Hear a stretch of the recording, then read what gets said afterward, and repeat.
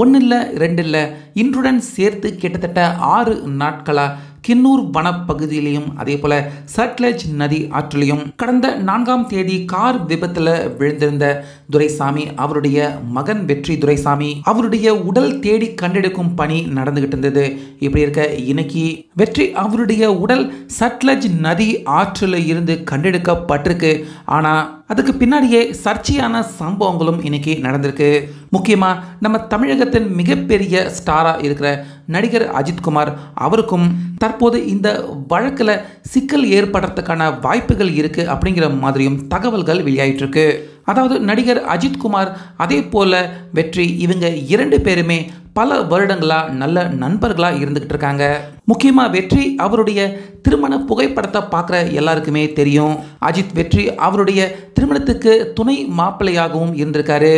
அது மட்டும் இல்லாமல் எந்த ஒரு விழாக்கும் அவ்வளவு ஈஸியாக போகாத அஜித் அவர்கள் வெற்றி அவருடைய திருமணத்து நைட் ரிசப்ஷன், காலையில் கல்யாணம், இப்படி பல முக்கியமான நிகழ்வுகளில் வெற்றி அவருடைய திருமணத்தில் அஜித் அவர்கள் கலந்துகிட்டு இருந்திருக்காரு.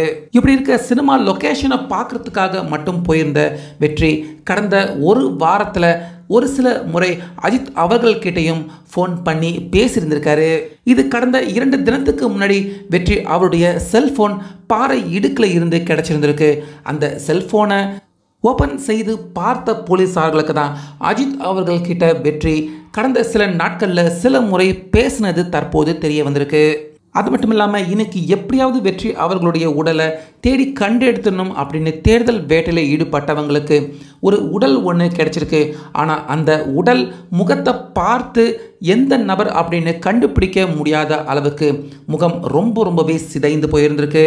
ஸோ இதனால் தற்போது போலீஸார்கள் வெற்றி அவருடைய குடும்பத்தார்கள், நண்பர்கள், சுற்றார் உறவினர்கள், இப்படி வெற்றி அவருக்கு ரொம்ப நெருக்கமாக இருந்தவங்க எல்லாரையும் கூப்பிட்டு அந்த உடலை பார்த்து ஐடென்டிஃபை பண்ணுறதுக்காக எல்லாரையும் வரவழைக்க சொல்லி உத்தரவு பிறப்பிச்சிருக்காங்க. ஸோ இந்த லிஸ்ட்டில் நடிகர் அஜித் அவருடைய பெயரும் இருக்குது அப்படிங்கிற மாதிரி கூறப்படுது. அதே போல் வெற்றி கடைசியாக பேசின ஒரு சில முக்கியமான நபர்கள் லிஸ்ட்டில் அஜித் அவர்களும் இருக்கிறதால அவர்கிட்ட விசாரணை நடத்த வேண்டிய சூழ்நிலையும் இருக்குது. அதனால் தற்போது நடிகர் அஜித் அவரும் கண்டிப்பாக வந்து போலீஸார் விசாரணையில் பதில் சொல்லக்கூடிய ஒரு நபராக அஜித் அவர்கள் இருக்காரு அப்படிங்கிற தகவல்கள் தற்போது வெளியாயிட்டு இருக்கு. ஸோ அந்த வகையில் கிடைத்திருக்க உடல் வெற்றி அவருடைய உடலாக இருக்கக்கூடாது, வெற்றி அவர் நல்லபடியாக இருக்கணும், மீண்டு வரணும் அப்படிங்கிறது தான் எல்லாருடைய பிரார்த்தனையாக இருக்குது.